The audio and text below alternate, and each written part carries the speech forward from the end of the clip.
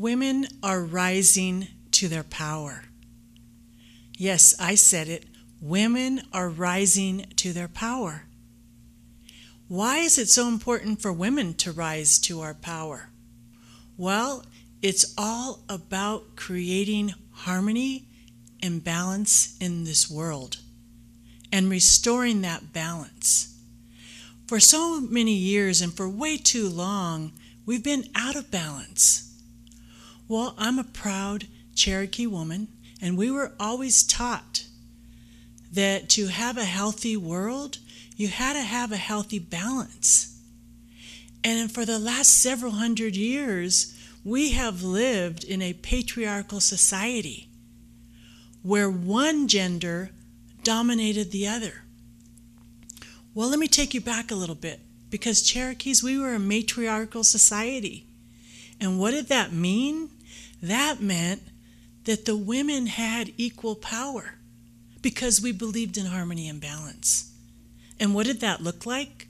Well, what that looked like is that the women were in charge of agriculture, men were in charge of hunting, and so that created a beautiful balance. And at that time, before the United States was invaded, I'm going to use the word invaded, colonized if I want to be nice, so I'm going to be nice today and say colonized, but it's really invaded.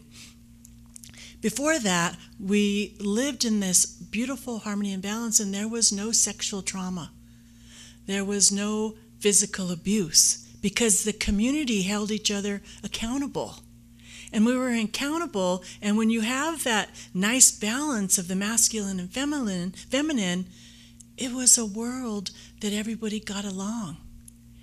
And so now we're out of balance. So it warms my heart to see that around the world, women are standing up to help create that balance.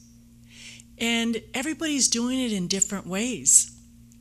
Actually, last week in Saudi Arabia, the women are now able to drive a car.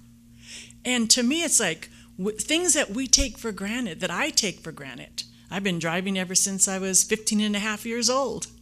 And so something that I took for granted, women in other parts of the world did not have that. So I like to claim that victory for them. It was not an easy journey for them to even be able to drive by themselves without a man in the car, but it's symbolic. It's symbolic how women were taking our power back. And when I talk about taking our power back, I don't mean that we want to overpower the men. That's not what I'm talking about. I'm talking about bringing the equality back. The patriarchal society has created oppression for women. And by oppression, we have been sexually traumatized, we have been physically abused, we have been murdered, and there's so much stuff that has happened to us. So as we rise to our power, it creates that balance. So I'm particularly proud. I come from two worlds, two cultures. I'm Native Cherokee, and I like to say that I get my spirituality and love for Mother Earth from my native side.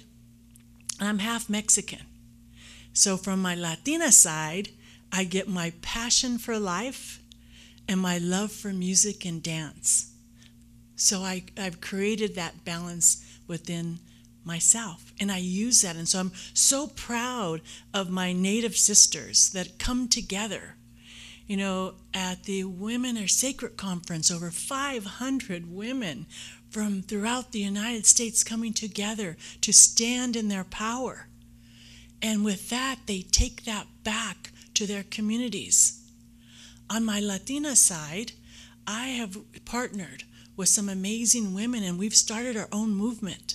It's called Yo También in Spanish. That means me too.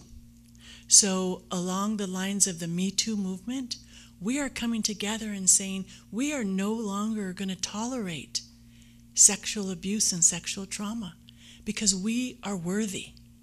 We are beautiful, amazing, givers of life, and we refuse to be disrespected by the males, the masculine. Now, of course, we all know with sexual trauma, it happens to both men and women.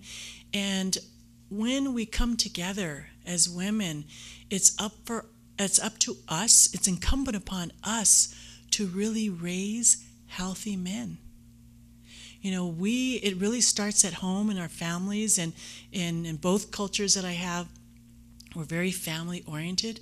So as women, as givers of life, as the nurturers of the next generation, it's up to us to really create that change that we want to see and stand in our power. Because when we stand in our power, everybody benefits, not just for our individual gain, but as the whole world, as the globe. And so I want to share a quote from Woman Man Killer. Woman Man Killer was the first and only female principal chief of the Cherokee Nation. She was our chief for 10 years. And what she said is that when we as leaders, because we're all leaders, make decisions, we should take into consideration 7 generations before us and 7 generations in the future. So when women rise to their power, it's for the future generations. And, you know, for the future generations, what I see in the future is that a world where we're not having to have the discussion of physical or sexual trauma or abuse. A world where the men and women can coexist. Because when we coexist, yes, that brings harmony and balance. And when we're in harmony and balance with the world, I believe it'll be a healthier world. Because as women, we bring compassion. We bring love. And, you know, we've all heard the saying is the only way that you can conquer hate is through love. And women are beautiful. We bring love. We bring compassion to this world. So yes, women are rising to their power. And I am so happy and grateful, and I'm happy to be part of that movement. Thank you.